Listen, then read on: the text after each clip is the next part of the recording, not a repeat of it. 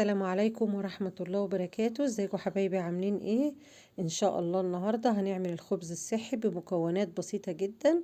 هنقول ايه؟ اللهم صل وسلم وبارك عليك يا حبيبي يا رسول الله.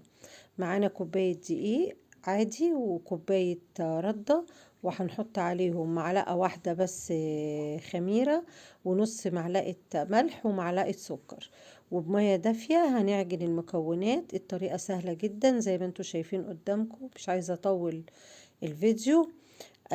بلف اهوت المقادير بتاعتي كده بالمعلقة علشان ايديا ما تلبكش من الاول، وبعدين باخد رشة دقيق وببتدي اعجن العجينة كويس جدا. بحط عليها معلقة واحدة بس زيت، وبقعد الم العجينة زي ما هتشوفوا دلوقتي اهو. بصوا، معلقة بس كده في ايديا صغيرة، وبلم العجينة كويس جدا وباخدها كده اهوت، وبعدين هحطها في الطبق بتاعي واغطيها واسيبها ترتاح شوية. بعد ما نسيبها ترتاح هبتدي ارش على المفرش بتاعي شوية دقيق، واخد العجينة عشان هي ملزقة قوي واقطعها للكور والمقادير اللي انا عاوزاها، يعني على قد الرغيف اللي انا عاوزاه. انا هعمله هنا الرغيف بحجم الرغيف السن بس الاكبر شوية.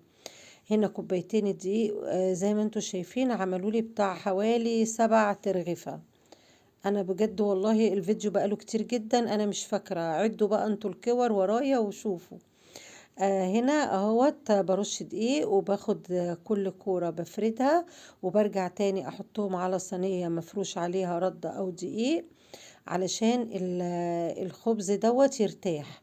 لازم بعد ما يعني اكور العجين بسيبه يرتاح شوية، وبعد ما افرده برضو بسيبه يرتاح. دي عوامل نجاح الرغيف بتاعي. عشان ينجح ويقب مني لازم راحة العجين الاول، وبعد كده الراحة بعد ما اقطعه، والراحة التالتة بعد ما افرده.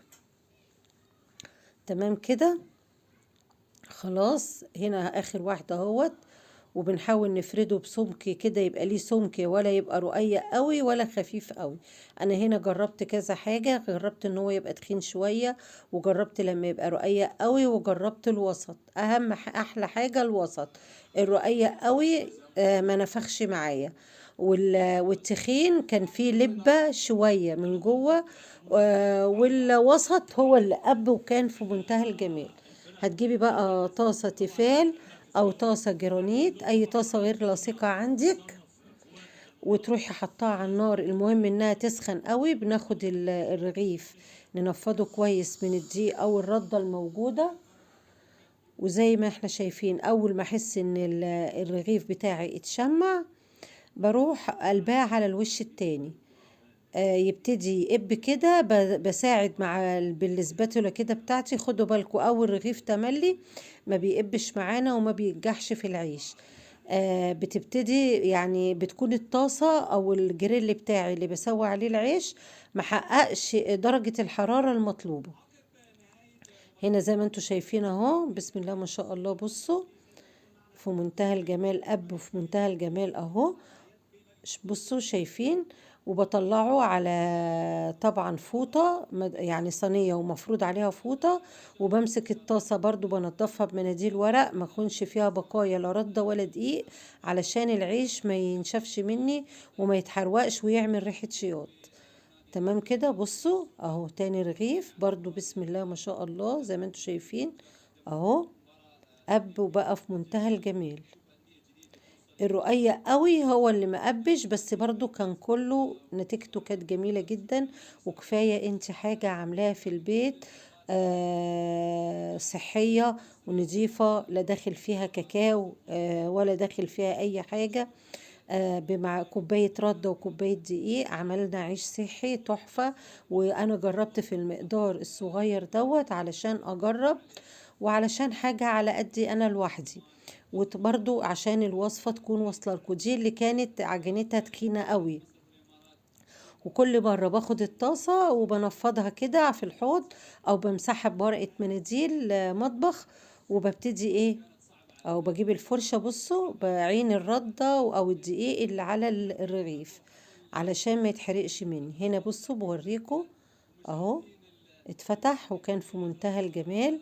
يعني لو انت رغيفين او 3 ما فتحوش منك، عادي جدا بنغمس بيه عادي. ويعني كفاية ان انت عاملاه، وريحة العيش والخبز في البيت بتبقى جميلة قوي قوي قوي.